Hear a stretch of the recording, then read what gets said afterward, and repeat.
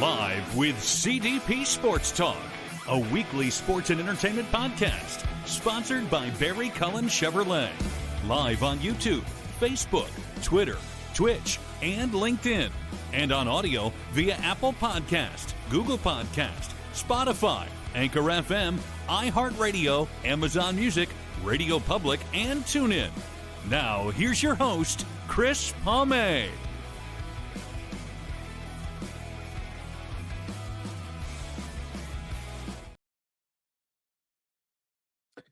Good evening, everybody. Welcome to Season 13, Episode 23, overall 683 of Live with CDP Sports and Entertainment Talk Show, brought to you by our friends at Barry Cullen Chevrolet Dealership, located at 905 Woodlawn Road West in the Guelph Auto Mall. Check out their website, barrycullen.com, for the newest selection of new and pre-owned GM vehicles, along with their great selection of all-electric vehicles and Cadillac vehicles as well.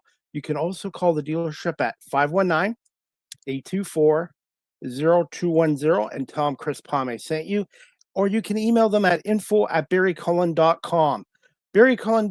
Barry Cullen Chevrolet Dealership has been family run and operated here in the city of Guelph since 1969, and they have been a sponsor advertiser of Live CDP Sports and Entertainment Talk Show for the last 3.5 years.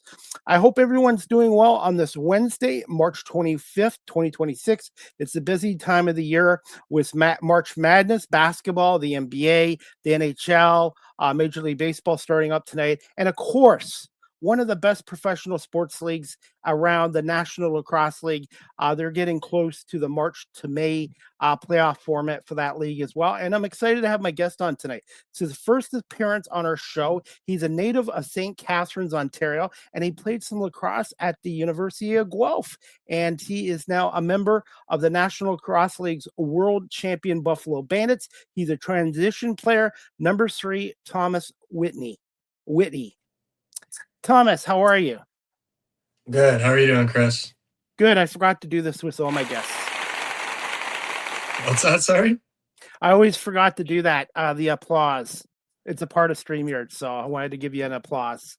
Oh, okay. Well, thanks for that. Yeah, no, I'm gonna be honest. I hadn't heard of your show before, so when I got the message from Emma, just happy to meet you, and yeah, always happy to hop on and chat, and whatever questions you have, I'll try and answer the best I can. Well, thank you so much for coming on. And I've been covering the Bandits freelance for 4 years now. And thanks to Pat Gregor and to John Gerkler, who set me up with a media pass. And I'm still learning the game of lacrosse, indoor lacrosse 4 years later, but I really enjoy the sport. And you guys, the Bandits are a terrific organization. Oh, good. It's always nice to hear people are helping grow the game. Yeah, and if you like the indoor game, I love it. I've played a little bit of field lacrosse at the University of Guelph, but box lacrosse has been pretty all my whole life. So I'm glad you're starting to get into it. And I actually didn't know this until last night that you played some lacrosse at the University of Guelph. Was that outdoor lacrosse or indoor lacrosse that you played? Yeah, it was outdoor field lacrosse. My coach was Sam Kozakowski. DC, Steiny, and then Matt Stanley was a big influence on me as well. So loved my time there. Spent 5 years at the University of Guelph, or 5 years playing, 6 years with my co-op. So I had a great experience. Loved field lacrosse for the time I was there, but the second I got out of university, I just focused on the NLL. I got drafted, I think, in my 3rd year at Guelph, and so kind of did both. It's a little bit different than the US. You're allowed to play professionally outside of school while still playing in school. What is the biggest adjustment from indoor lacrosse, box lacrosse, to field lacrosse from your perspective? It's a much bigger field, so it's a lot more running. Possession is a lot longer, a lot less shots, a lot less contact. I think it's a bigger transition for field players coming to the box game. A lot of Canadians in the NLL grew up playing box lacrosse. There's some Americans now in the league. And you kind of see it takes them a step to get kind of introduced to the contact and the fast pace of it. But you see some great players like Brendan O'Neill and Joe Resiteritz, for example, is an American who played a lot of Canadian box in St. Catharines all the way up. And so, he's a guy who transitioned between to box lacrosse really well at a very young age. So, yeah, no, I love box. I love the contact. I love the intensity. Honestly, hadn't really played much field lacrosse growing up. And when I went to university, I just wanted to keep the stick in my hand.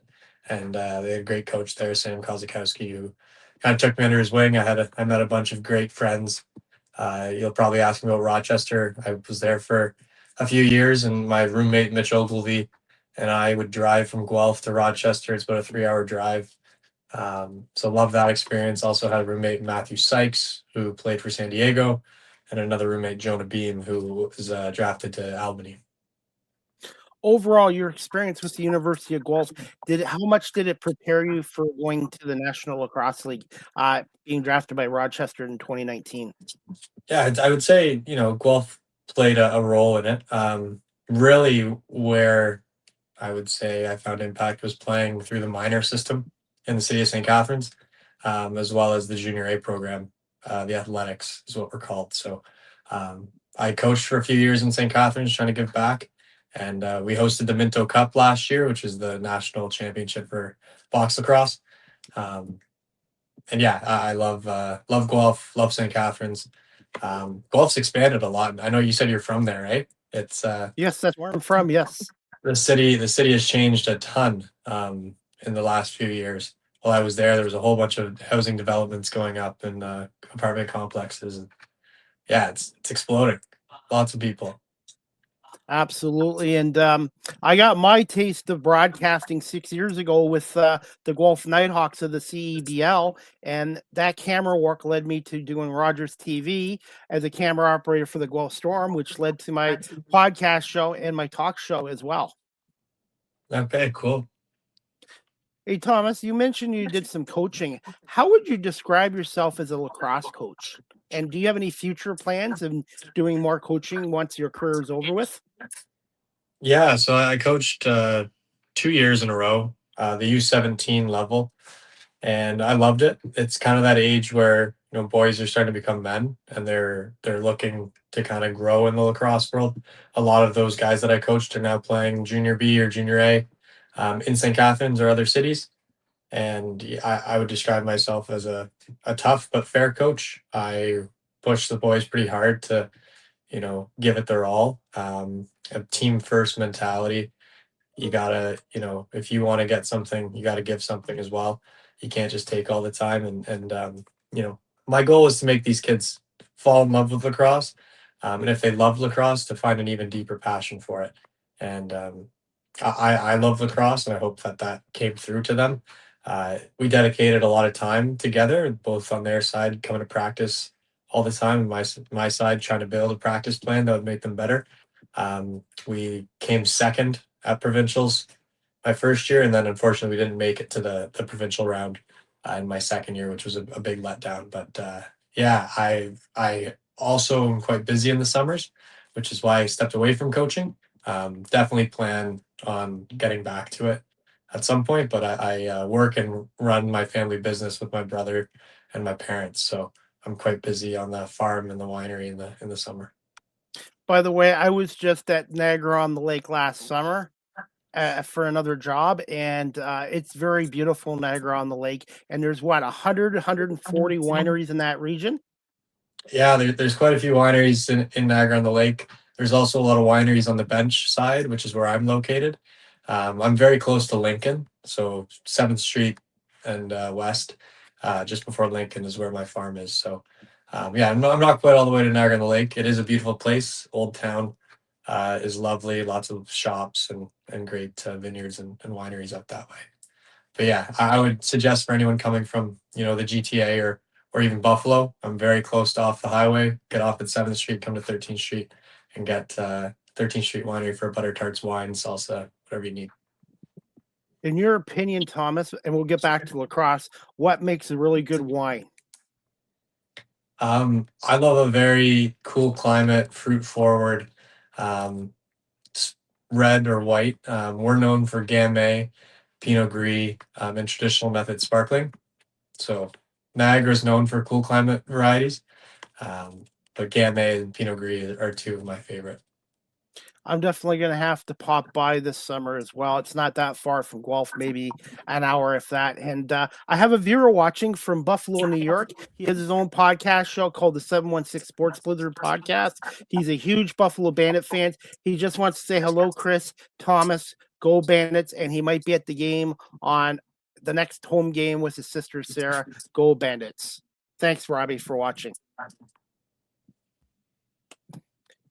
Now, Thomas, when you got, obviously you played with lacrosse with Guelph Griffins and then drafted by Rochester.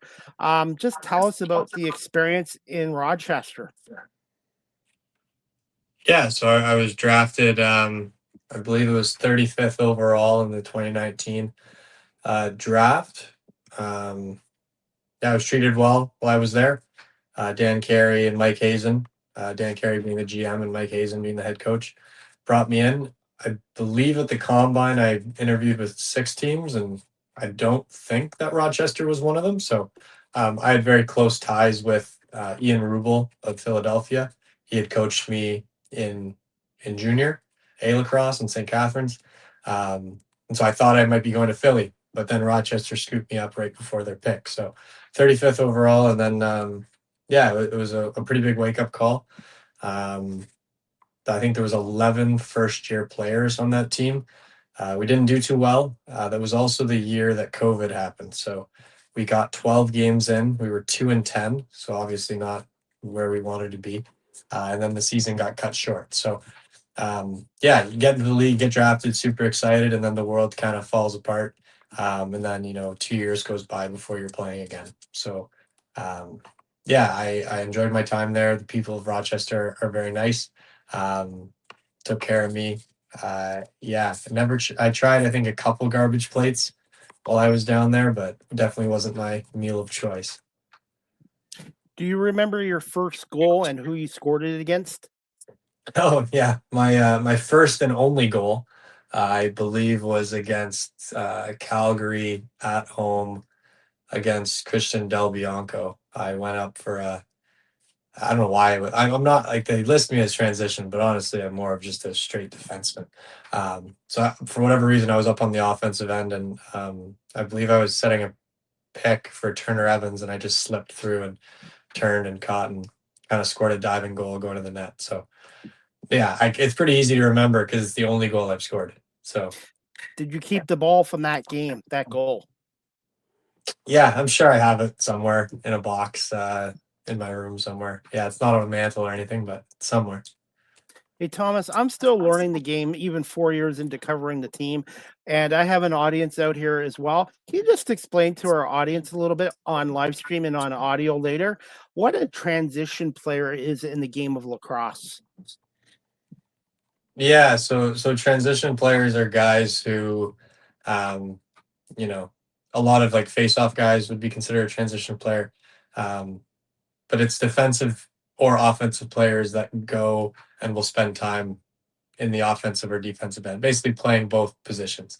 A guy like Zach Courier would be like kind of a pure transition player, or Challen Rogers, who have in their career both played on the offensive and the defensive side of the ball. I'm not sure how I got a transition title in my position. Like I am a defenseman, so but for whatever reason, the transition has kind of hung around me for a while. How would you describe yourself as a defenseman? I communicate. I trust my teammates. Physical on slides. Try to get in the opponent's heads. I don't talk a lot on the floor to opponents, but I do try to, physically frustrate them.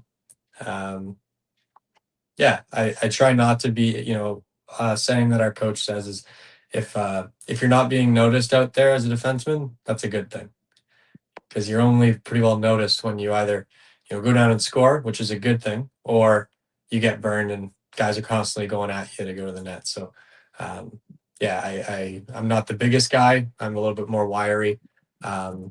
track down loose balls, be physical, and communicate.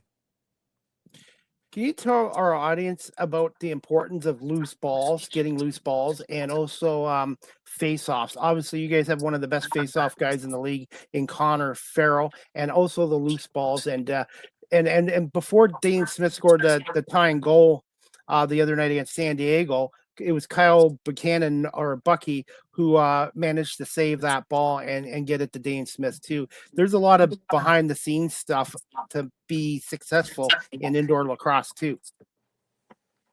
Yeah. Loose balls are one of the biggest stats that people don't always look at, right? I think possessing the ball after a reset. So when you get that first opportunity, you're going to get 19 seconds if the defense does their job right to get the ball over center. So the offense has 19 seconds to work with it. If they can get another loose ball, they got another 30 seconds. That wears down the other team. Also means the other team can't score. So we want to limit their offense from getting loose balls and second possessions, and we want to maximize our opportunities in the offensive end. Similarly, on the face-off, having a great face-off guy like Connor Farrell, allows us to keep that ball in our sticks a lot more than the other team. So yeah, no, it's a huge statistic. It's something we harp on all the time as a defensive group. Work hard for that 10 extra seconds so that you don't have to do another 30 down the road. You just mentioned Carl Farrell. It is his birthday today too, so happy birthday to Carl Farrell as well, who's been a big addition to the Bandits team too. Hey Thomas, when did you develop an interest in lacrosse, and who were some of your early influences and mentors in the game of lacrosse? Yeah, so I had a friend, Chris Smith, who was his family had seasons tickets to the Bandits. Up until the age I was about 7, I was a soccer player. And then I got introduced to lacrosse. I was with Chris, and he had an extra stick, and so we played pass, and he showed me kind of what was going on. And then his mom and him were going to a Bandits game with his dad, Randy, and they invited me. So I got to go for the first time, first ever. I hadn't even seen it on TV. I walk into, I think it was the HSBC arena at the time. Mark Steinhaus and John Tavares both playing together. Mark obviously being from St. Catharines, which I found out later. He actually did the landscaping for Chris's house. So I got introduced to it by a friend. And then going to that game made me fall in love. I went home that night and woke my parents up and said, I need to do this. And so basically that summer I pulled out of soccer and I just walked onto a tryout for a travel team, wearing old hockey equipment and nothing fit right, and definitely looked like a bum out there. But and they didn't even know I was trying out, so they didn't even have my name on a list. I was just out there running around. Anyways, obviously didn't make that team. Played house league for a couple of years, and then I think I was 10 and tried out for a team for real. And the coach at the time, his name was Dan Pilon, who's still a good friend of mine. His son and I grew up playing together. He took me on that team because I loved basketball, and so I could understand pick and rolls and defensive slides. The game of box lacrosse, or indoor, as you've referred to it a couple times, is very much like basketball for pick and rolls and for defensive packages. And so I did something right. He saw something and made that team, and then continued playing with those guys for many years. I played all the way through junior A with a lot of them. The coach of the junior A team that I made, his name was Sean Allen. And I remember, in my midget year, which is now U17, graduating from midget to junior A, I was the only kid my age that didn't play Team Ontario that made the junior team. And it was a complete surprise to me that I was going to make that team. And Sean Allen, when he told me, he said, we're going to take you, but you're probably going to be on the bench or not on the bench. You're going to be up in like the stands watching and just practicing. And then, a couple weeks went by and I ended up, playing every game, and I got in a fight my first game, which I was a smaller, skinny, kind of dangly kid. So definitely probably shouldn't have been fighting in my first game, but I think the guys liked it. So yeah, Sean Allen kind of took me under his wing. Him and I actually coached together a U17 team a few years ago, and so that was kind of a full circle moment with him. And then going to Guelph, Sam Kozakowski, Daniel Cannon, and Steiny and Matt Stanley. We're a fun group to be around. I really grew in my leadership at Guelph. Was a captain for 3 years and was a captain at St. Catharines. And there's a lot of people that helped me grow in lacrosse.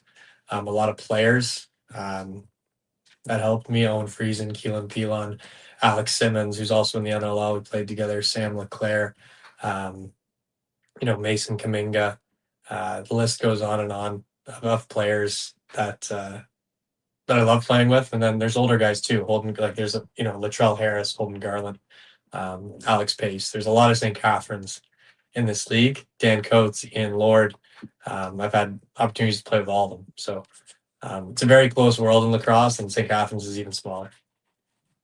Thomas, I wanted to ask you this. How much has the game of lacrosse grown even in the last 5-10 years? And do you see the OUA eventually having indoor lacrosse as well as outdoor lacrosse?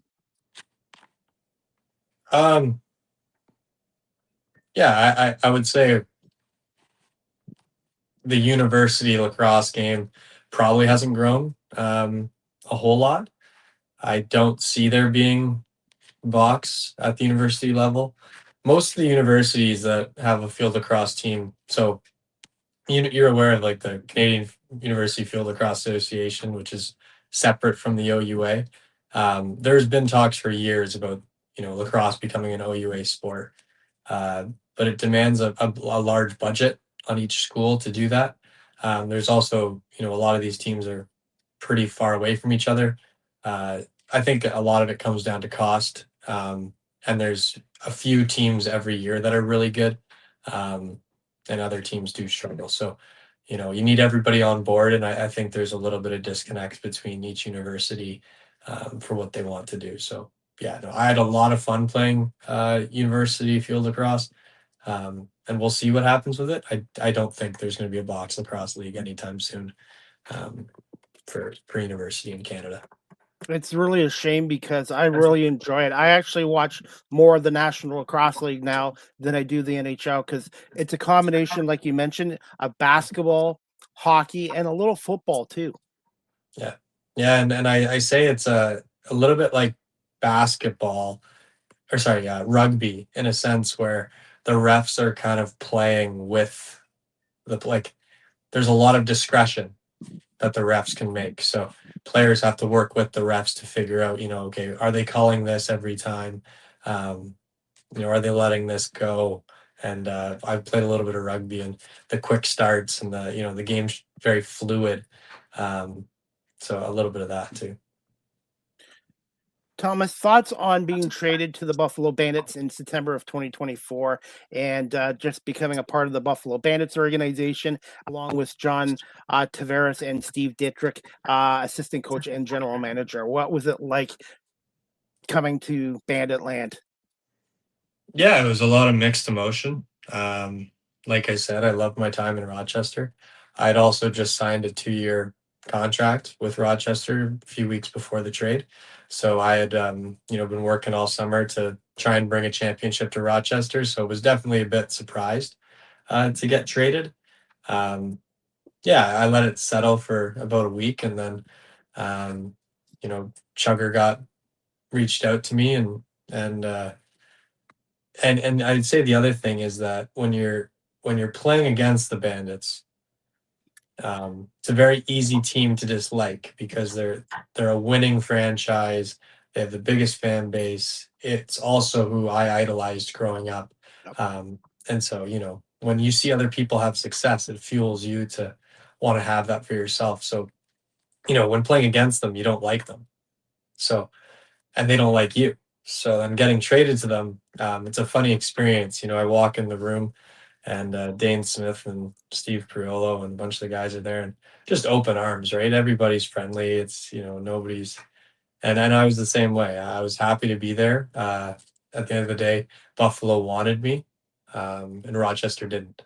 And so, you want to be wanted. And so when I came to Buffalo, I was very excited for the opportunity. Um, Loved being able to run out of the tunnel to 17,000 screaming fans. Best fan base in the league. Everybody wants to play in Buffalo, whether you're the home team or the away team. It's also very close to where I live. So I travel to Buffalo to work out Mondays, Tuesdays, and Thursday mornings.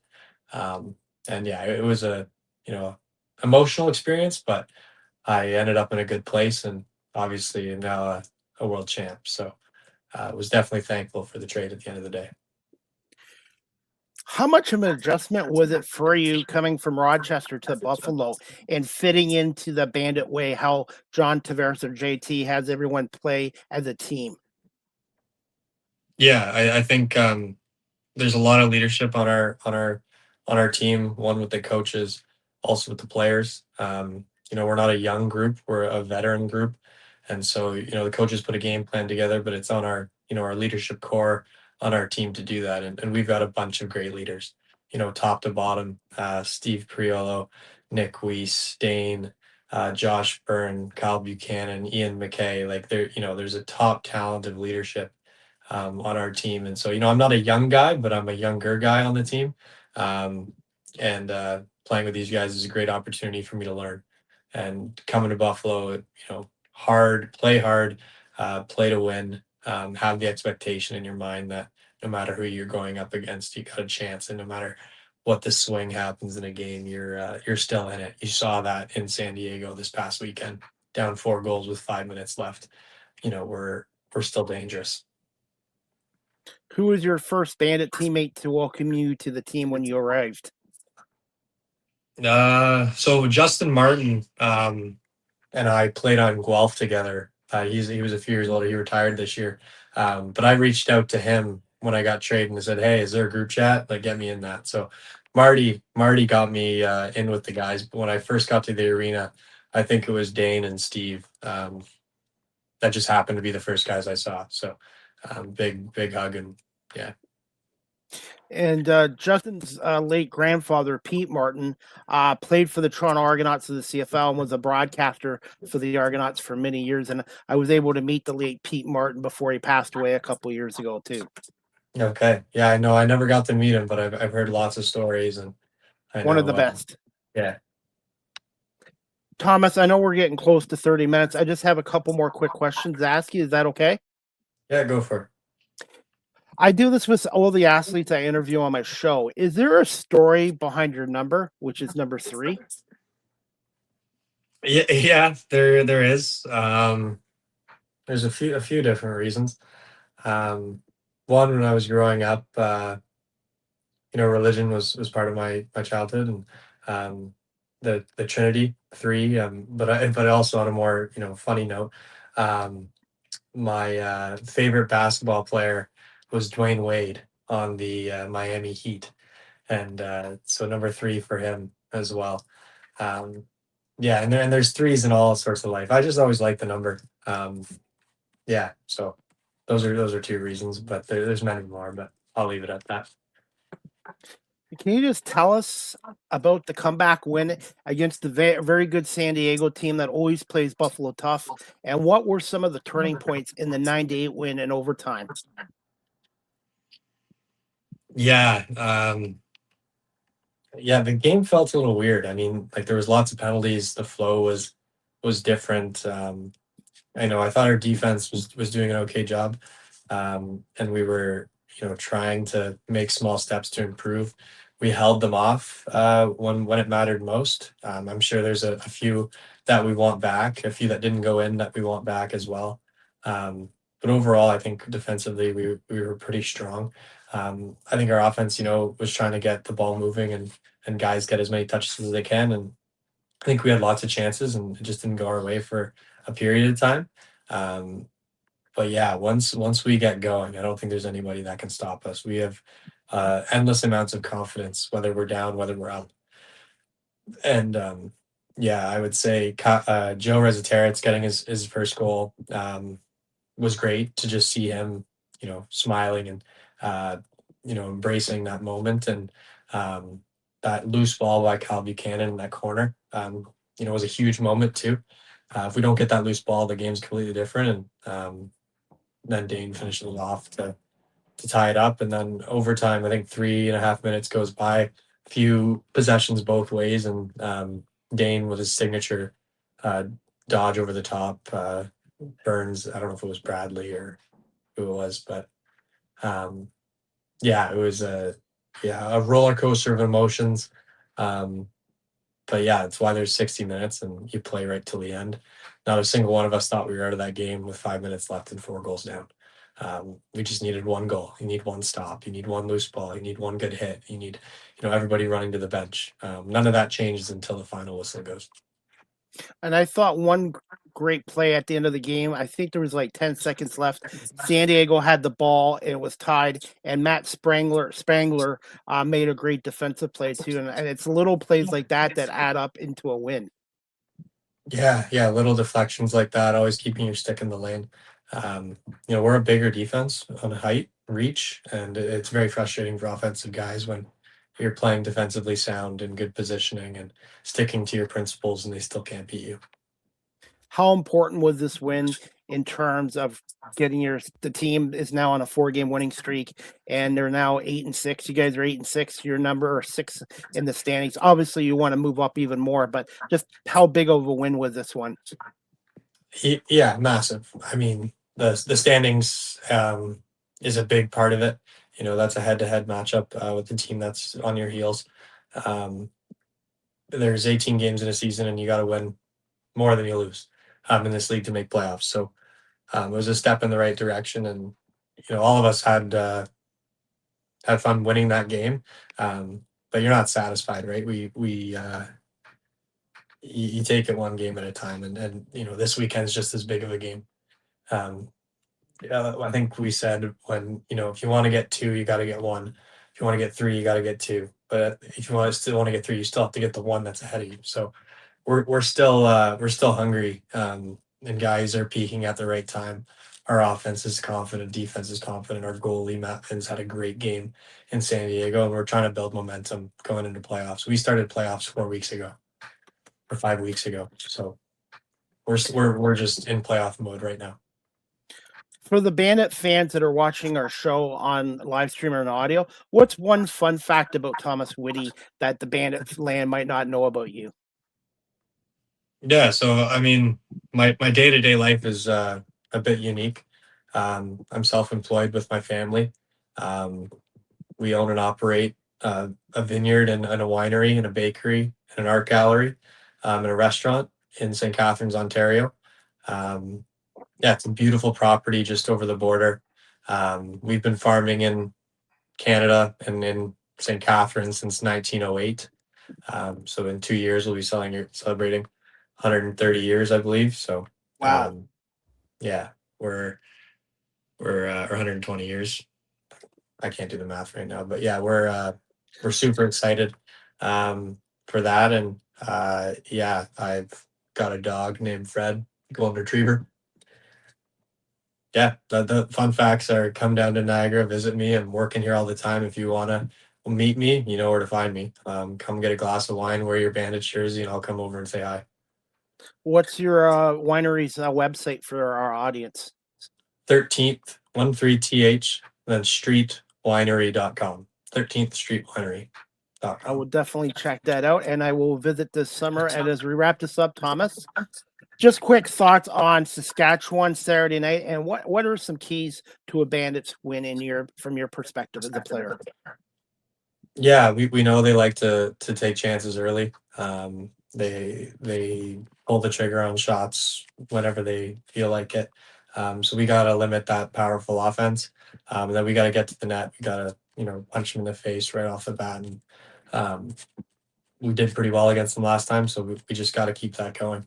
It is a rivalry now for us because we played them last year in the finals. So I'm sure they feel, that hate for us, and they're in first place and we're chasing them right now. So come with intensity, come with trust in our systems and our teammates, and have fun. At the end of the day, we're doing something we love and enjoy the moment, embrace it. And, we're not in front of our crowd, but I'm sure there'll be a decent sized crowd there that we'll feed off of regardless of if they're cheering for us or not. When does the team leave for Saskatchewan? Yeah, we head up Friday and then we'll be there for the weekend.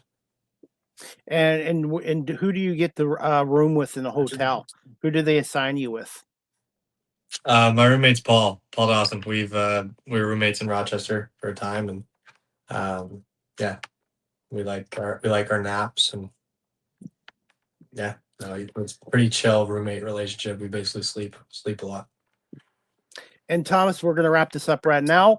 Where can our audience again follow you on social media and the Buffalo Bandits? I think my Instagram's Thomas Whitty. I honestly don't know. I think it's I think it's Thomas Whitty. Thomas_Whitty 3. Yeah, that sounds right. So and the team's website is bandits.com. And if you want more information about the National Lacrosse League, NLL.com as well. And I want to give a shout out to Pat Gregor, because Pat's the one that introduced me to John Gerkler, the great voice of the Bandits. And I hope one day to get back over to the KeyBank Center. As much as I like covering the team remote, it's not the same as being in person at the arena. And everybody in the organization makes me feel like I'm a part of the team. Definitely, yeah. You got to get out, got to get to Bandit Land. There's no place like it. And what would you tell the fans about this Bandits team going forward? Yeah, I think a lot of people like to see us struggle at the beginning of the season, but don't count us out. If you're a Bandit fan, you a true one, you were never worried. We're in this thing, and we're gonna keep giving it our all right until the end. Well, I want to say thank you to Emma for arranging this interview. And Thomas, thank you so much. And I apologize for keeping you over 30 minutes. I really appreciate you coming on and Emma setting this up. And the Buffalo Bandits are a terrific organization, win or lose. And I'm looking forward to watching the game Saturday night at 9:00 against the Saskatchewan Rush. Sounds good. My chef just knocked on the door and he's got some dinner for me. So this is great timing. Perfect timing. Enjoy your dinner, Thomas. Thank you so much, and good luck Saturday against Saskatchewan. All right. Thanks, Chris. Take care. Thanks, Thomas. I want to say thank you to Thomas Whitty and Emma from the Buffalo Bandits for arranging this interview as well. And that was Thomas Whitty, number 3, a transitional or a defenseman, they say, with the Buffalo Bandits. Bandits are back in action on Saturday night. The Saturday nights, which is what? The 28th at 9 p.m. Eastern against Saskatchewan. And that's a huge game for Saskatchewan, who's fighting for number 1. Saskatchewan right now and Vancouver are battling out for the number 1 seed. Colorado is number 3 right now, 10-5. The Toronto Rock are number 4 at 9-5. Georgia's number 5 at 9-5. Buffalo's number 6, 8-6. So Buffalo right now is 1 game behind Toronto in Georgia in the standings. And it's a real shame that the Rock and the Bandits only play once this year. They played a couple weeks ago back in Hamilton at the TD Coliseum. So the Bandits have 4 games left in the season. Buffalo's at Saskatchewan this Saturday, like I said, at 9:00. Then Vancouver comes to Buffalo on April 4th at 7 p.m. at the KeyBank Center. That is a huge game, as Vancouver is having a terrific year. And then Rochester and Buffalo on April 11th at 7 p.m. Thomas Whitty's former team. And then Buffalo closes out the regular season against the struggling Oshawa Firewolves on April 18th at 7 p.m. If you've never been to a game, check out bandits.com for all the information on the Buffalo Bandits. Or if you want more information on the National Lacrosse League, go to NLL.com as well. Get to a game in Buffalo or even Toronto at TD Coliseum in Hamilton as well. The Toronto Rock are a terrific organization and product as well. As we wrap up the show, guys, I'm just going to play a little clip from the National Lacrosse League's YouTube channel, and just some of the highlights from the Bandits' comeback win against San Diego, which they won 9-8. And this clip is courtesy of the National Lacrosse League's YouTube channel. Here's Byrne open, high drive, a regular, another chance, and in it goes. Once again by Buffalo. The gift. Here's Courier. Oh, mercy. He can't beat Vince over the shoulder. What an effort from 77. That is a scary sight for anybody come playoff time. 5.5 to play in this one, and it's desperation time now for the Buffalo Bandits. Terrence. Oh. We can play a complete game. We don't necessarily have to rely on transition. So maybe this could be a good wake-up call saying, hey, we can win in a number of different ways. Well, keep an eye on Vince now. Chance for Skinman, scores! And a bunch of gear down there as well late in this game. 6 on 5. Can the Bandits mount the... Nanako, great! Oh, they think That it's might in, have and gone it in. is! And here they come. Smith in behind the goal, pass deflected. And it's Luce who's got it. Buchanan saves the possession. Byrne, Smith, loading, scores!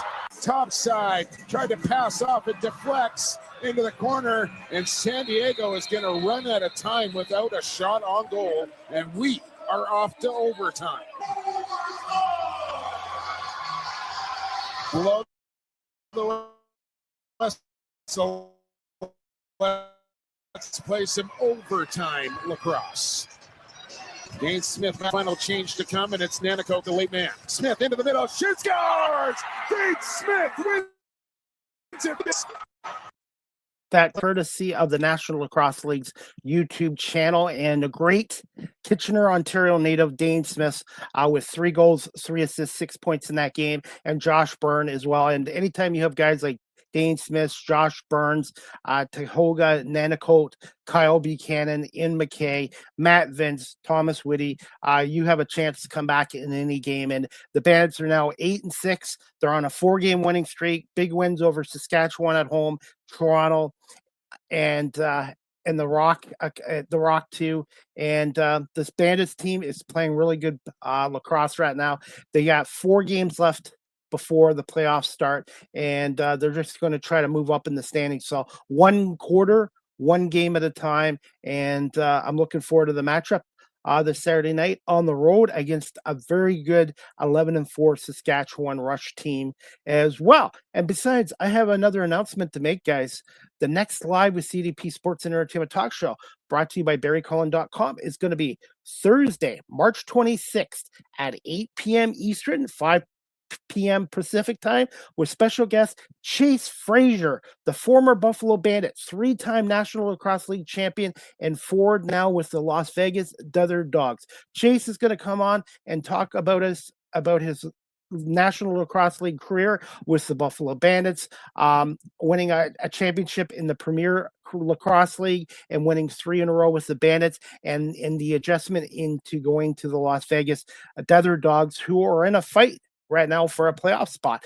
They've won a few games in a row. They're 6-7, and we're going to talk to Chase about the adjustment going from Buffalo to Las Vegas, and how the game of box lacrosse, indoor lacrosse, is doing out in Las Vegas. So if you're a fan of Chase Frazier, fan of the National Lacrosse League, or the Las Vegas Desert Dogs, Buffalo Bandits, check out Live with CDP Sports and Entertainment Talk Show Thursday, March 26th at 8 p.m. Eastern, 5 on the West Coast, with Chase Frazier, who is a native of Vancouver, British Columbia. And I've had the opportunity when he played for the Bandits to talk to him after a game, post game, and hardworking, talented player. And him and Chris Kluche are trying to get that team into the playoffs along with Mitch Jones. So I'm really excited to have Chase Frazier on tomorrow night at 8 o'clock as well.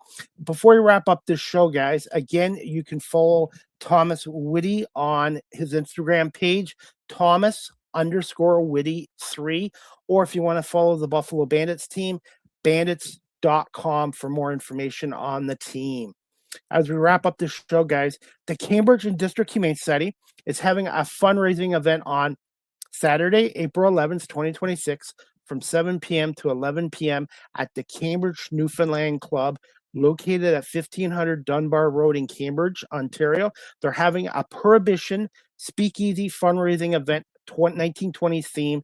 Tickets are $75 per ticket, and you can purchase your tickets at cambridgehumanesociety.org or give them a call at 519-623-7722, extension 0. Ask for Kat or Zach, and they can assist with your ticket orders. Or you can drop by the Cambridge District Humane Society at 1650 Dunbar Road in Cambridge and ask for Zach or Kat as well. And also, if you're a business and a company and you'd like to donate a prize for the Prohibition Speakeasy fundraising event on April 11th, you can contact them again at cambridgehumanesociety.org or give Zach a call at 519-623-7722, extension 0. Right now, they have a great list and lineup of great prizes for their silent auction. So if you're interested, please contact the Cambridge District Humane Society, or you can contact me. I'm a dog walker down there twice a week, fundraiser. You can email me at cpame19@gmail.com. Speaking of the Cambridge District Humane Society, if you're looking to adopt a pet, check out their website, cambridgehumanesociety.org. They have great dogs down there right now, like Christopher, who's been down there for 7 months, Bernie, Olivia, and recently we just had Daisy adopted after 4 months down there. So check out their profiles. And remember, you can't buy happiness, but you can adopt it at the Cambridge and District Humane Society. Michelle and staff do a wonderful job in looking after the animals down there and making sure they're adopted into good homes and good families as well. As we wrap up this show, guys, a Barry Cullen Chevrolet dealership currently right now, the federal EV rebate is back at Barry Cullen Chevrolet dealership. You can get up to $5,000 off your purchase of a new Chevrolet EV. More details are available from our friends at Barry Cullen Chevrolet dealership, located at 905 Woodlawn Road West in the Guelph Auto Mall. Check out the website, barrycullen.com, or give them a call at 519-824-0210 and tell them Chris Palme sent you as well. And Barry Cullen Chevrolet is a proud sponsor and advertiser of Live with CDP Sports and Entertainment Talk Show. Speaking of that, if you're a company and business and you'd like to advertise on Live with CDP Sports and Entertainment Talk Show and my 21 platforms, both video and audio, you can reach me at cpalme19@gmail.com, or you can DM me on my social media pages as well. My prices are very reasonable and fair and competitive compared to the traditional radio industry. So I look forward to hearing from you and hopefully working with your business and company on Live with CDP Sports and Entertainment Talk Show. Speaking of CDP, how would you like to get a personalized video message from yours truly, CDP? Go to cameo.com, type in Chris Palme, and book your cameo today. I do happy birthday, happy anniversary, happy Hanukkah, congratulations, anything within reason on cameo.com /Chris Palme. I look forward to doing your cameo requests. You can now follow me on Blue Sky Social at Live with CDP19 on Blue Sky Social. Live with CDP Sports and Entertainment Talk Show is live streamed on YouTube, Facebook, Twitter, X, Twitch, LinkedIn, and now available on Instagram. And hopefully one day, TikTok Live. You can also follow my website at beacons.ai/Chris D. Palme. Speaking of TikTok, you can follow this content creator on TikTok at Chris Palme. Follow, like, share. Check out all my media interviews virtually or in person on my TikTok page, and I do post a lot of content there as well. StreamYard is the official live stream provider of Live with CDP Sports and Entertainment Talk Show. If you're into webinars, live streaming, or podcasts, go to StreamYard.com.